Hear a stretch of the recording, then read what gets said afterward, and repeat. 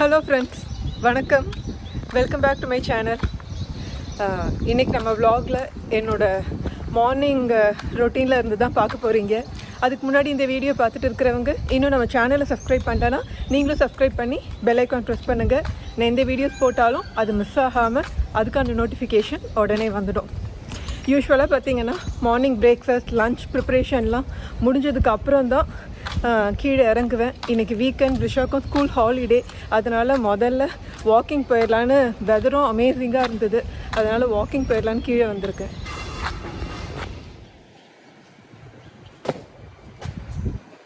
இன்றைக்கி தான் உனக்கு கொஞ்சம் ரிலாக்ஸ் பண்ண முடியும்ல. இன்னும் ஞாபகம் இருக்காடா?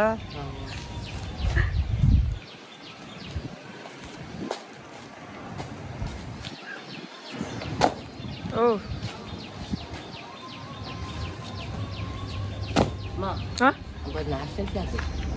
எங்க? ஓ, இங்கே போட்டு வச்சிருக்காங்களா? எடு எடு. ஆமா, நம்ம வீட்டில் நேஷ்னல் ஃப்ளாக் எல்லாரும் வச்சுருந்தோம்ல, இது எதுவும் மிஸ் ஆகி இங்கே வந்து விழுந்திருக்கு போல் போட்டு வச்சுருக்காங்க. இது நேஷ்னல் ஃப்ளாக் மடிச்சிருங்க. எங்கே வந்து இது அந்த இது பிளான்டேன் பக்கத்தில். இது இங்கே கொடுத்ததா? எங்கேயோ வீட்டில் போட்டிருப்பாங்கல்ல, காற்றுல பறந்து வந்திருக்கும் போல.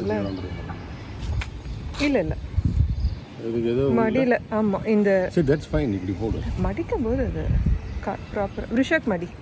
எனக்கு தெரியாது. இப்படி வை, மடியில் வை. இந்த இந்த கலர், 2 கலர்ஸையும் இது பண்ணு. அப்புறம் அந்த கலர் இதுக்கு மேலே. அப்புறம் அசோக சக்கரம் மிடில் இருக்கணும். அதான் இது இப்படி வை. Okay okay. அசோக சக்கரம் மிடில் வரணும். இது ஒன் பண்ணு. இதுதான் ப்ராப்பர் வே ஆஃப் இது. That's fine. இது ஒன் பண்ணு. செக்யூரிட்டி டேக் கொண்டு கொடுத்துட்றியா? நீ கொடுத்துட்றியா? போகும்போது சரி. ஓகே.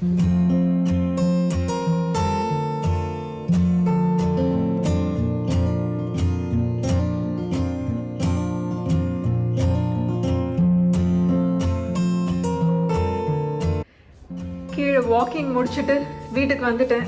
சூப்பராக இருந்ததுங்க வெதர், காற்று சில்லு சில்லுன்னு இருந்தது. இனி பிரேக்ஃபாஸ்ட் ரெடி பண்ண வேண்டியதான். ஓகே, இப்போ பிரேக்ஃபாஸ்ட்க்கு வரலாம். பிரேக்ஃபாஸ்ட்க்கு பார்த்தீங்கன்னா நான் ஒரு வெஜிடபிள் வச்சு தான் பண்ண போகிறேன். அதுக்கு வந்து பாட்டில் கார்ட் சொரக்காய் வச்சு தான் இப்போ இன்றைக்கி இந்த பிரேக்ஃபாஸ்ட்க்கு ப்ரிப்பேர் பண்ண போகிறேன். அதான் சொரக்காய் வச்சு வேறு ஏதாவது டிஃப்ரெண்ட்டாக பண்ணலாமான்னு போது தான் அப்போ சொரக்காய் வச்சு நம்ம ஒரு தோசை பண்ணலாம் அப்படின்னு தோணுச்சு. ஸோ சொரக்காய் வச்சு தோசை தான் இன்னைக்கு பண்ண போகிறேன். சொரக்காய் தோசை பண்ணுறதுக்கு முதல்ல மிளகா வத்தல் 2 போட்டுக்கிறேன். இது நம்ம காரத்துக்கு ஏற்ற மாதிரி தான், 2 3. எங்களுக்கு கொஞ்சம் ஸ்பைஸியாக இருக்கிறது பிடிக்கும், அதனால 3 வத்தல் எடுத்திருக்கேன். அப்புறம் பாட்டில் கார்ட் சொரக்காவை கட் பண்ணி வச்சுருக்கேன். இது பார்த்தீங்கன்னா மெஷர்மெண்ட் ஒரு 1 கப்பு கிட்ட இருக்கும். இப்போ இதை நல்லா கிரைண்ட் பண்ணி எடுத்துக்கலாம். நான் உங்ககிட்ட முன்னாடியே வந்து சொல்லியிருந்தேன், மிக்ஸி பொதுவாக பார்த்தீங்கன்னா 2 ப்ரொவிஷன் இருக்கும். கேஸ் ஸ்டவ் பக்கத்துலேயும் இருக்கும். இது மாதிரி நம்ம கிச்சன் கவுண்டர் டாப் வைக்கும்போது இன்னொரு இடத்துலயும் ப்ரொவிஷன் இருக்கும். நான் முன்னாடி பார்த்தீங்கன்னா கேஸ் ஸ்டவ் பக்கத்தில் தான் மிக்ஸி வந்து வச்சிருந்தேன். அப்போ நான் உங்ககிட்ட மிக்ஸி ரிவ்யூல கூட காமிச்சிருந்தேன். இந்த கலர் வந்து அதனால தான் நமக்கு வந்து ஃபேட் ஆகுது. அதுல இருந்து பார்த்தீங்கன்னா நான் கேஸ் ஸ்டவ் பக்கத்தில் வைக்க மாட்டேன். என்னோட மிக்ஸி வந்து இப்போ நான் இந்த இடத்துல தான் வச்சிருக்கேன்.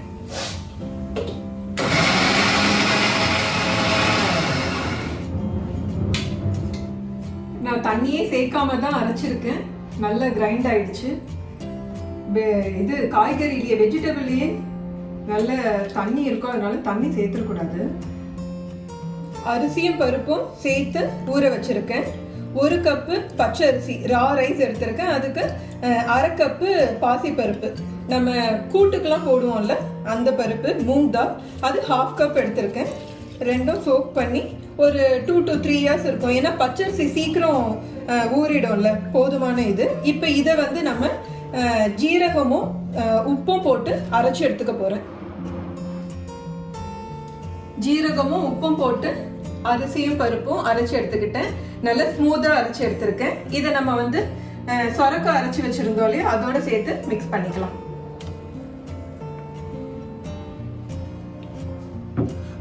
சொரக்காய் போட்ட தோசை பேட்டர் ரெடி ஆயிடுச்சு. இந்த கன்சிஸ்டன்சியில் நான் வச்சுருக்கேன். பார்த்தாலே தெரியும் உங்களுக்கு, ரொம்ப கட்டியாகவும் இல்லாமல் தண்ணியாகவும் இல்லாமல் இருக்குது. இப்போ இது கூட வெங்காயம், பச்சை மிளகாய், இஞ்சி, கருவேப்பிலை கட் பண்ணி வச்சுருக்கேன். இதையும் ஆட் பண்ணி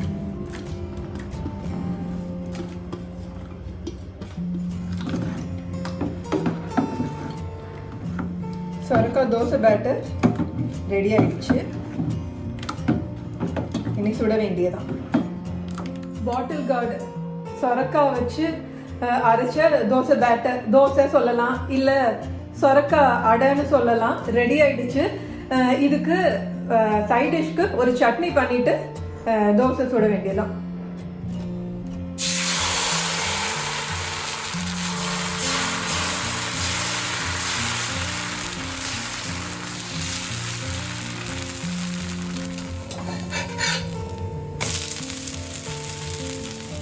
அடை சுட்டாச்சு, துவையெல்லாம் வச்சுட்டேன். இன்னைக்கு பிரேக்ஃபாஸ்ட்க்கு கொஞ்சம் ரிலாக்ஸாக பண்ணலான்னு கொஞ்சம் லேட் ஆயிடுச்சு. ரிஷாக் சாப்பிட்டுட்டு இருக்கான். எனக்கும் ரொம்ப பசிக்குது.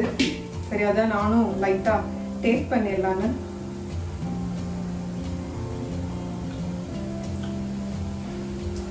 இந்த அடையில் இந்த ஜிஞ்சர் ஃப்ளேவரோட நம்ம இது மாதிரி சட்னி துவையல் டைப்பில் வச்சு சாப்பிடும்போது சூப்பராக இருக்கும். உண்மையாக சொல்கிறேங்க, நல்ல டேஸ்ட்டாக இருக்குது. கண்டிப்பாக குழந்தைங்க வெஜிடபிள் சாப்பிடாம அடம் பிடிக்கிற இதில் இது மாதிரி நம்ம டிஃப்ரெண்ட்டாக பண்ணி கொடுத்தோம்னா அவங்களுக்கும் கண்டிப்பாக பிடிக்கும். வீட்டில் இருக்கிறவங்களுக்கும் ரொம்ப பிடிக்கும். நீங்களும் ட்ரை பண்ணி பாருங்க. காலையில் சாப்பாட்டு வேலையெல்லாம் முடிஞ்சிடுங்க. பிரேக்ஃபாஸ்ட் இதெல்லாம் ஓவர். கிச்சன் மட்டும் கிளியர் பண்ணணும். ரிஷாக்கு ஹேர் கட் பண்ண அனுப்பணும். முடி நல்லா வளர்ந்துருச்சு. ரிஷாக் வா, டைம் ஆச்சு. ஹேர் கட் பண்ணிக்கா, சலூன் கிளம்பு. நீங்க 10:30 நான் அப்பாயின்மெண்ட் சொன்னீங்க. டைம் 10:30 ஆயாச்சு. சரி, போயிட்டு வரேன்.